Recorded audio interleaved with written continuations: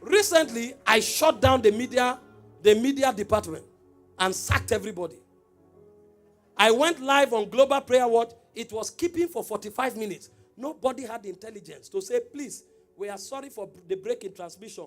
We will be back shortly. Nobody. All of them were there speaking in tongues. I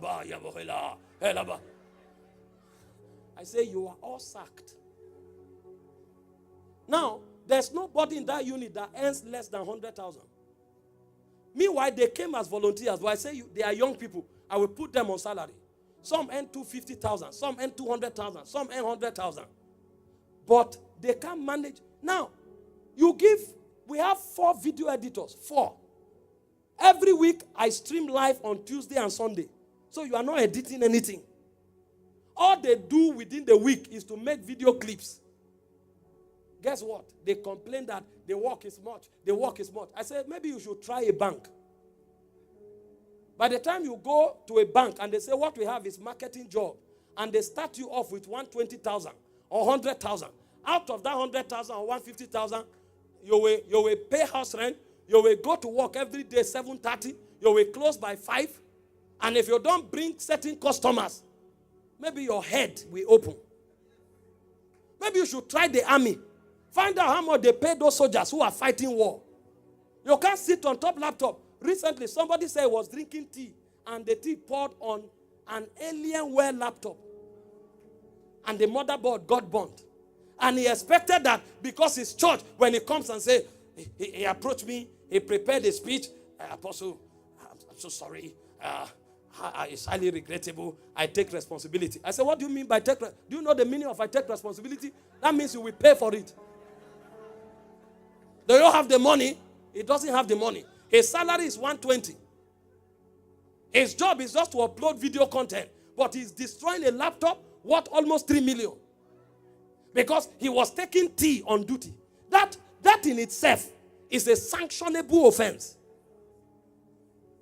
You are not an owner of a business. Who told you can take tea on duty? But it's church.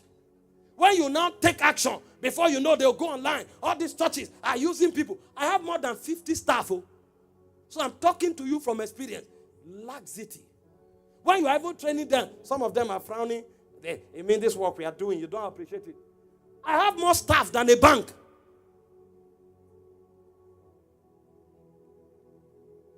I had to sack them. I told them to reapply. They are all on probation for 2 months without pay. If you are tired, go. I would rather outsource the media to a media company. Catherine Kuhlman was using media company. It won't affect my anointing, sir. I do apostolic invasion. I hire out my media. I come with fire. And I won't spend as much as I'm spending. We are not ready. Go to your churches. Any church you know, check the staff.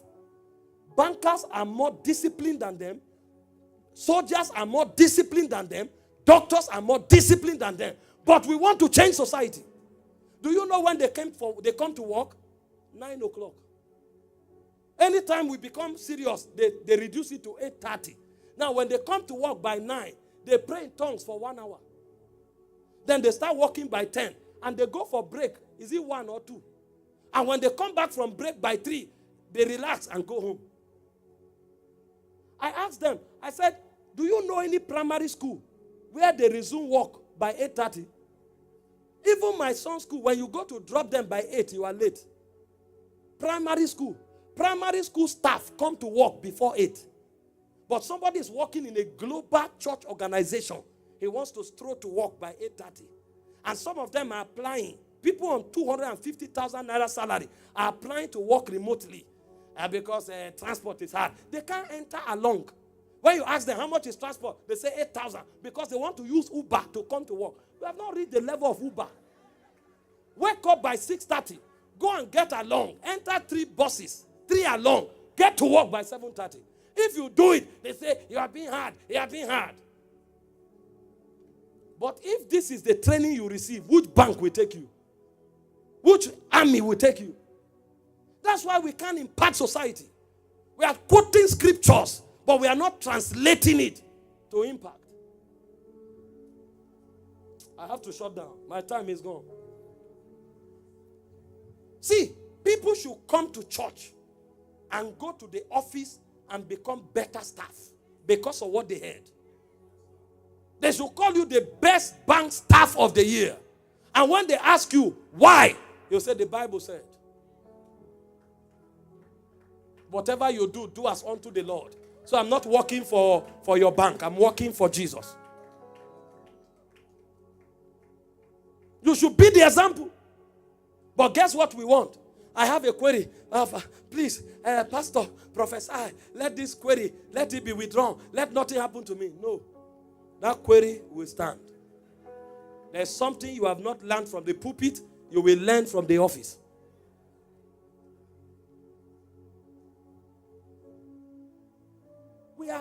We are wasting God's people. No dignity of labor. When you give people work in the days of our fathers, they are honored. So you find me worthy to handle this responsibility. It means more grace has been given to me. Today you give people work, they murmur. Somebody showed up. He didn't have anything to do. I said, put him, Pastor Sonny, put him on salary. Pay him so and so. He started it. The director said, I want to add this responsibility. He started murmuring. That's not my job description. I said, what job description? Which credential did you bring here?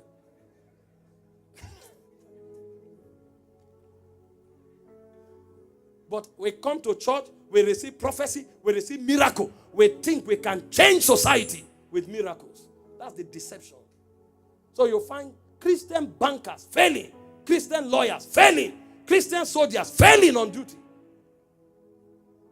Because they think if they get into problem, we'll prophesy them out. By miracle, they'll be promoted. Meanwhile, they don't pass their KPIs. They keep falling short, but they want promotion. It's a failed gospel. How can a Christian doctor forget surgical blade in somebody's stomach? When they want to query him, he's coming for night vigil. Please, I don't want to lose my job. Father, you delivered Peter from the prison. You delivered Daniel from the lion's den. Why was Peter in prison? Did he forget surgical blade in somebody's stomach?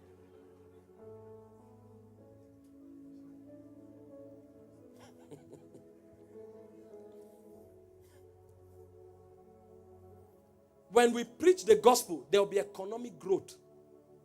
Because men will become productive.